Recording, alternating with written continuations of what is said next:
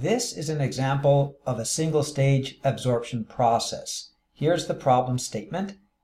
In general, if you'd like to look at the problem, you can just pause the video and absolutely also have open the PDF file, because I won't waste your time by reading the problem for you. I'll just go over the main points. So in this set of notes, there's actually three problems. Problem 1 and problem 2 are basically the same problem. They just differ in how much detail it's analyzed in. And then problem number 3 is a standalone problem. Let's put problem 3 off until later and just discuss problem number 1 and problem number 2. They both address exactly the same scenario. We've got an amount of air, happens to be 120 meter cubed, 30 degrees. The pressure happens to be 1.2 atmospheres. It's 96 mole percent air, which is component 3. I'm just calling it number 3. And it's contaminated with 4% acetone, and I certainly wouldn't like to be breathing that. So we're going to try to remove some of the acetone from the air by contacting it with water. I've chosen the amount 160 kilograms, and I'm calling the water component 2. The question that's being asked here is that if you contact this air with this water and mix them and let them sit, what comes out at the end? What is the composition of the gas phase when we're done with the absorption, and what is the composition of the liquid phase? The gas phase will have lost a certain amount of acetone. The liquid phase will have picked up that amount of acetone. And we're interested in how much that is. And we're particularly interested in what is the mole fraction of acetone in the air after the absorption process. When we're done, we hope, and it will turn out, that the mole fraction of acetone in the air is significantly less than 4%. The only difference between these two problems is the level of detail in which we're analyzing them. So you'll notice here that it says you should neglect dissolution of air in the liquid. Well, that's always a good assumption. And it says, but you must account for evaporation of water. So that's the more complicated of the two scenarios. And then you go down to problem number 2. Problem number 2 is exactly the same problem, but here it says you should neglect both dissolution of air in the liquid. That's a great approximation, but here you're also allowed to neglect evaporation of the water. In both problems, we're given information that we need to consider equilibrium between the liquid phase and the gas phase. In problem number 1, both acetone and water are distributed components, so we're given the Henry's law constant for acetone, that's 1440 millimeters of mercury at the temperature of the problem, and we're given the vapor pressure of water at the temperature of the problem, which is needed to apply Rayleigh's law for water. In problem number 2, only acetone is the distributed component, so we're given, or I guess I'm just repeating, the Henry's law constant for acetone in water. Okay, so let's look at the solution of the problem. Ultimately, we'd like to know what emerges from this absorption process. So first, the more detailed analysis for problem number 1. Actually, whether you're doing the more detailed or the less detailed analysis, certain aspects of the solution are common to both versions, so we'll just get those out of the way. So that's why I say here, problem number 1 and number 2 solution. So for both versions, first of all, how much gas do we have? Well, we have this stream which is air contaminated with acetone, and to get the total number of moles, I'm just using the ideal gas law. So PV equals nRT, or N is PV over RT. So by that calculation, the total number of moles is 5,789, of which 4% of that is component number 1. So N1, the number of moles of acetone, is 232 moles. That's what I calculate here. And N3, the number of moles of air, is 96% of the total, which is 5,557 moles of air. The other thing that we had was 160 kilograms of liquid, water, and so I just used the molecular weight of water, so that winds up being 8,881 moles of water. So what we've got is the mole numbers of what's in the air and what's in the liquid, and that was common to both problems, so I just did it first. Okay, now problem number 1 solution, the more detailed calculation where we allow not only for the acetone being absorbed by the water, which is what we're interested in, but we're also accounting for evaporation of water, which happens. That's not what we're primarily interested in, but we're accounting for the fact that it happens. So you look down here, and I'm being systematic. The mole numbers that we had until now, these were the total number of moles. So this is how much acetone there was, this is how much water there was, and this was how much air there was. Now, in the more detailed analysis, the acetone and the water are distributed between the liquid and the gas phases. So I'm just going to choose as my unknowns how many moles of acetone wind up in the liquid, which is to say how much acetone was absorbed, and also how much water, so that's this unknown here, and how much water is in the liquid phase. And because clearly the total numbers of moles of acetone in the liquid and acetone in the vapor has to be the total moles of acetone that we started with. N1 liquid, my unknown, plus N1 vapor is the total moles of acetone, which I computed. So I can say that the number of moles of acetone in the vapor is whatever I started with, N1, minus however much went into the liquid. Similarly, the total amount of water, or the total moles of water, is however much is in the liquid plus however much evaporates into the vapor at the end. Those two have to add up to the total. So if I regard the moles of water that are in the liquid as my unknown, then whatever's in the vapor here is just the total minus whatever's in the liquid. The air is not a distributed component. In other words, we're just saying that to very, very, very good approximation that the air doesn't dissolve in the liquid at all. So of the total moles of air, all of it is in the vapor phase. I've got a 0 here in the liquid phase, and so that's not a distributed component. So I've got two unknowns, the number of moles of acetone in the liquid, that's what got absorbed. The number of moles of water in the liquid, that's what did not evaporate. And in terms of those two unknowns, I have the mole numbers in the vapor phase, expressions for them, N1, moles of acetone in the vapor, N2, the number of moles of water in the vapor, and N3, the number of moles of air in the vapor.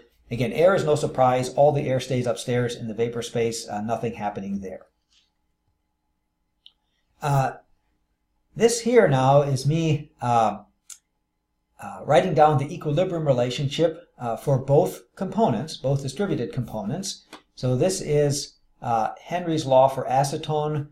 Component 1, Y1P is K1, the Henry's law constant times X1, the mole fraction of acetone in the liquid phase. And for water, that obeys Rayleigh law. So for that, Y2P is P2 sat, the saturated vapor pressure of water, times the mole fraction of water in the liquid phase. So those are the two equilibrium relationships. How do we apply those equations? Well, since we have mole numbers, we can write the expressions for the mole fractions in terms of the mole numbers. So this is me kind of doing the obvious thing. Y1 is the number of moles of component 1 in the vapor, because we always use Y, the symbol Y, to denote a vapor phase mole fraction. So that's just acetone moles of acetone in the vapor over the total number of moles in the vapor. And now where I see N1 vapor, I write it in terms of N1 liquid. So going back to the previous page, N1 vapor was just N1 overall minus however much was in the liquid. And downstairs, we do the same thing. Where I see N1 vapor, I put N1 overall minus N1 in the liquid. Where I see N2 vapor, I do the same thing. That's the total moles overall minus however much is in the liquid. That's got to be what's in the vapor. N3 vapor is just N3 overall because, again, we're assuming that none of the air dissolves in the liquid. And this is also, the next equation is just the equation for mole fraction in the liquid phase. What is that? Well, for acetone component 1, it's the moles of component 1 acetone over the total number of moles, which is acetone plus water plus no air. That's why there's a 0 there. And then here I'm doing exactly the same thing for component number 2, water. In the gas phase, that's the number of moles of water in the gas over the total number of moles in the gas. And as I said before, N2 vapor is just N2 minus N2 liquid, same kind of thing in the denominator. And X2 is the mole fraction of water in the liquid phase. It's the moles of water over the total number of moles. So what's happened here is that I've written expressions for all the mole fractions of acetone and of water in the gas phase and the liquid phase. If I take these expressions over here and plug them into these two equilibrium relationships, I can do that because now I've got expressions for y1, x1, y2, x2 in terms of my unknowns, which is N1 liquid and N2 liquid. And so these are the equations that I get. So this is nothing other than y1p is k1 x1, or y1 is k1 over p times x1, and y2p is p2 sat x2, or y2 is p2 sat over p x2. So these are two equations in the two unknowns. You'll notice that every single term in these equations is now expressed in terms of my two unknowns, the two numbers that I don't know. N1 liquid, the number of moles of acetone in the liquid, and N2 liquid, the number of moles of water in the liquid. At this point, I have two equations in two unknowns. And in general, whenever you have a set of equations to solve, how you solve them is your business. Hopefully one gets the right answer. I've actually got two solution methods here, and they give the same answer. Method number one is an iterative method. What I do, so these are equations 1 and 2. I rewrite equations 1 and 2, and you can just follow here through here for the algebra. I write them in such a way that they're solved for my two unknowns. In this case, N1 liquid is some expression on the right-hand side, and N2 liquid is some expression on the right-hand side. You'll notice that these equations have N1 liquid both on the left-hand side and on the right-hand side, and N2 liquid both on the left-hand side and the right-hand side. So this solution process isn't done, but what you can do is put in a guess for your two unknowns, N1 liquid and N2 liquid, in the right-hand side, and then calculate a new value, or improved value, or an update of N1 liquid calculated from equation 1 prime, and an update of N2 liquid calculated from my guesses from the second equation. And then you can just say, now I've got updated values. I'll stick those on the right-hand side and can do it again and again and again. So in this iterative method, I've guessed N1 liquid is equal to 0. So my starting point is to assume that no acetone has been absorbed, which is actually the way the system starts. And for my initial guess for the number of moles of water in the liquid phase, I'm just going to assume that nothing has evaporated, so that's the total amount of water. Again, that's the way the system starts. And I plug those in the right-hand side of the equation, and then I calculate what I get for N1 liquid and N2 liquid. I'm going to call these with a subscript 1 here because they're updated values. And I put in my guesses, and the first time I do this procedure, I get the result that 114 moles of acetone were absorbed in the water, and the amount of water that was remaining in the liquid phase was this number 8683. Those are improved guesses, and so I can stick those in the right-hand side of the equation and crank out further updated or better updates of N1 liquid, the amount of acetone that has been absorbed, and N2 liquid, the amount of water that's remaining in the liquid. So I do that. Here on the right-hand side, I'm putting in my updates, and notice that I get new results. They're pretty close to what they were before in my first update. So this 113 here is pretty close to this 114 here, and this 8679 is very close to this 8683. So those answers have pretty much converged. So by this iterative method, I get the result that of the acetone that was in the air, 113 moles were absorbed in the liquid, and of the original water that was in the liquid phase, most of it is still there. 8678 moles of water are in the liquid phase. The calculation that I just did was an iterative method, which I could do with my calculator. Actually, there's no end of computational tools that you can use to solve two equations in two unknowns, or any number of equations in any unknowns. And so in this department, we use MATLAB a lot, and that's why that's taught in CE 341, Applied Math for Chemical Engineers. So let me just show you the MATLAB code. MATLAB is just great. All you have to do is define functions which give the left-hand side of an equation written in the form some left-hand side is equal to 0. So if you go back to these original equations, you'll notice that I wrote this expression equals this expression for equation number 1, and this expression equals this expression for equation number 2. I can also say that this minus this is equal to 0, and this minus this is equal to 0.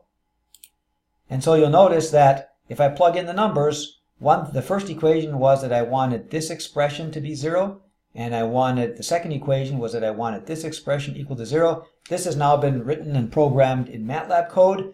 MATLAB expects a function or functions, in this case it's two of them, f of 1 and f of 2, as a function of two unknowns. The unknowns are x of 1 and x of 2. This is an example of good documentation. So I'm saying here that x of 1 represents the number of moles of 1 in the liquid phase, and x of 2 represents the number of moles of of component 2 in the liquid phase. And so if you just plug in the numbers, the first equation was I wanted this expression to be 0, and the second equation was that I wanted this expression to be 0. And the reason why MATLAB is so great, all you have to supply is an initial guess. The initial guess for this solution was exactly as I did in my iterative solution. I assumed a 0 for x of 1, which is the number of moles of acetone in the liquid phase at the end. So my starting point, or my initial guess, is that none of it was absorbed. And for N2 liquid, the number of moles of water in the liquid, I assumed that nothing has evaporated, so all 8881 moles are in the liquid phase. And this is just amazing. So you just literally say the answer, x is equal to f solve of the function, which I defined here, and you give the initial guess, and it just spits out the answer. And so here's my MATLAB session. I say solve, and the answer comes out to be, it's actually 1,000 times 0.1130 and 1,000 times 8.6881. So the number of moles of acetone in the liquid phase was 113 moles that have been absorbed. Yes, and the amount of moles of water that remain in the liquid, or when you're done, is 8681, and you'll recognize these as exactly the same answers as I got by my iterative method. So the bottom line is, whether we do it with MATLAB here, or whether we do it with our hand calculation or any other tool that you want to use, we got answers here for the number of moles of acetone that have been absorbed, and of the original 8881, how much water remains in the liquid. The last step is to answer the questions that I actually wanted to know the answers to, which was, what is the composition of the gas phase and what is the composition of the liquid phase? So this is me just putting in the mole numbers in the formulas for the mole fractions. And so the outcome is that when I'm done with this absorption process, the mole fraction of acetone in the vapor phase has gone down from 0.04 or 4% to slightly over 2%. That's great, so I've basically removed half of the acetone.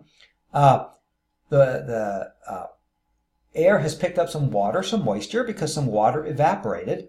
3% or 3.45% water, and the rest of it is air. And what is the composition of the liquid phase? Well, the liquid phase has picked up some acetone. How much? 113 moles. And so the mole fraction is about mole percent is about 1.29 mole percent acetone, and the rest of it is water.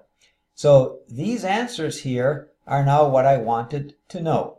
I've done a detailed calculation, and I've concluded that when I'm done with this absorption process, I'm kind of happy, because the acetone mole fraction in the air has gone from 4% to just over 2%, and that's because the water absorbed or picked up some of the acetone. You'll notice that this is the detailed calculation which allowed for the evaporation of water, and so in the after picture, when we're all done, in addition to losing some of the acetone that we wanted, the air picked up some moisture, became a little bit humid, and specifically it's got 3.45 mole percent water, and that's fine because if air is moist or not moist, I don't really care. What I really care about is that the mole fraction of acetone went down from 4% to just over 2%. Now, problem number 2 was the simpler version of this problem, so which is actually going to be much easier.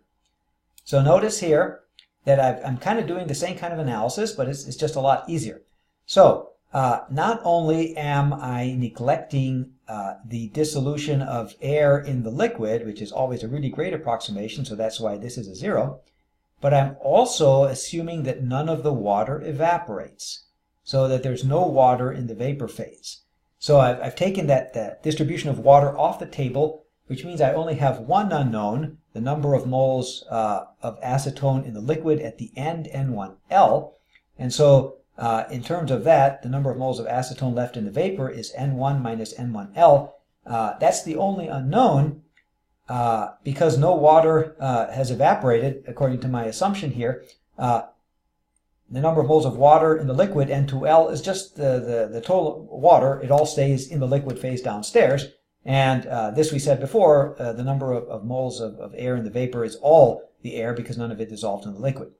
So in this simpler approximation, if I'm neglecting evaporation of water, I only have one unknown, the number of moles of acetone that has been absorbed by the liquid. And since acetone is the only distributed component, I only have one equilibrium relationship. This is the only equation that I have. Henry's law for acetone, the distributed component. So here, again, this is simpler than before, but I'm writing the expression for the mole fraction of acetone. It's the number of moles of acetone over the total number of moles in the vapor, Y1. And here's the formula for the mole fraction of acetone in the liquid, X1. It's acetone over everything, which is acetone and water. And so I stick these two expressions here into Henry's law, and I get this one equation in one unknown. It's a simpler problem because I've only got one unknown, and that's because I assumed that acetone was the only distributed component. Now, this here is actually just one equation, and if you do the algebra, it's just a quadratic equation. Specifically, it's some number times n1L squared plus another number times n1L plus another number is equal to 0, so I can just use the quadratic formula. And as usual in the quadratic formula, you get two answers because there's a plus or minus in the quadratic formula. One of them is not valid. This is clearly ridiculous. This is more acetone than there was in the first place, so that can't be the right answer.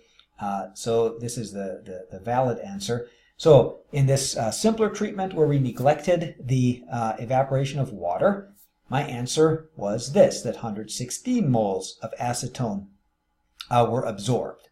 So now I go ahead and take my answer and compute the mole fractions. So in the gas phase, we have basically 2.04% acetone, and the rest of it is air. Notice that by assumption, Y2 is 0, because in this simpler analysis in problem number 2, I neglected evaporation of water. And in the liquid phase, I take my mole number, which included, so all the water here stayed downstairs, did not evaporate, and this was the amount of acetone that was absorbed. And so these are the answers I get for the composition of the liquid phase. Now let's just take stock for a moment and think about what has happened. We've solved a single stage absorption process. In problem number 1, it was a more complicated analysis.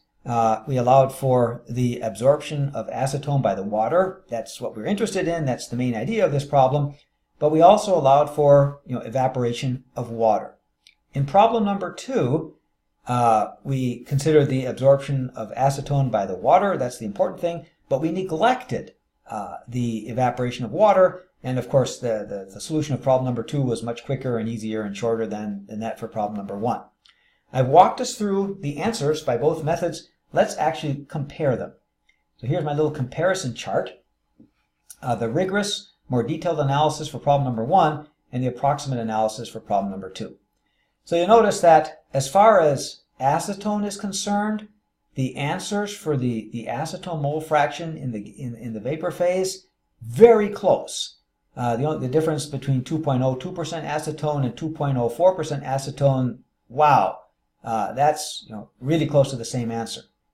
And that's what we care about. So whether you did the rigorous approach, problem number 1, or the more approximate approach, problem number 2, you got almost identical answers. And that's what's important. Now, what about the mole fraction of water in the gas phase? Well, if you do the rigorous analysis, that's 3.45%. If you do the approximate analysis, problem number 2, by assumption you say there's no water that evaporated. So this is just completely wrong. But do we care? And the answer is we kind of don't care because water is not what we're interested in. What we're interested in here is the acetone. These two numbers are very close, and this is the number we really care about. How much, what is the final acetone mole fraction of the air after the absorption process? These numbers are very close, even though the amount of water that evaporated gives it a mole fraction that's even higher than the amount of acetone. But the main point of this is that this is a number we care about. Whether or not the air picked up some evaporated water, that's just moisture in the air. We just don't care. And again, correspondingly, in the liquid phase, the answers are to 3 digits identical. So we've done this calculation. This calculation is very typical. And it gets across the point that for the number that we're interested in, how clean or how much acetone does the gas phase have after the absorption process, that answer is pretty much insensitive to whether we did the rigorous analysis where we accounted for the evaporation of water or did the approximate analysis where we neglected the evaporation of the water. Basically, it always turns out this way. So now that we went through this experience, from now on, we're kind of justified in making the usual approximations. The usual approximations means the approximate analysis. And so from now on, we are pretty much free, when we do an absorption calculation, to neglect not only dissolution of the gas in the liquid phase, but also evaporation of the absorbing liquid into the gas phase. Okay, now let's go back to the problem statements. We just did problem number 1 and problem number 2. Problem number 3 is a standalone problem, and this one, in this problem, we're just going to make the usual assumptions, and the usual assumptions are that we're neglecting not only dissolution of the gas in the liquid phase, but also the evaporation of the absorbing liquid into the gas phase. So this is a different problem. Here we're talking about 10 meters cubed of an airstream which is contaminated with benzene vapor. I also wouldn't like to be breathing that. And there's 10% mole percent benzene there, so I'm kind of concerned with that. And I'm going to try to remove some of that benzene by contact with an absorption oil, which is some heavy oil, and I'm going to be using 400 moles of that. And so after contact, how much benzene is going to be left in the air. And notice here, from now on, we're justified in making these usual approximations. So as I said, we're neglecting not only dissolution of air in the liquid, but also evaporation of the oil. And I'm saying here, because benzene is an organic and the liquid that we're using for absorption is also an organic, so we're just going to be assuming ideal liquid solution, and that means that we can use Rayleigh law. And so that's why I give as data the saturated vapor pressure of benzene at 25 degrees, which is 95 millimeters of mercury. Okay, so let's cut forward to the solution of this problem. This one is like problem number 2, clearly a different problem, but we're using the simpler analysis. So this is me calculating how much gas do we have. Again, I'm using the ideal gas law. 10 meters cubed of this gas means 408.8 moles of gas. 90% of that is air and 10% of that is benzene. And I've got the oil that I'm using is 400 moles. So this is just me doing mass balance for benzene.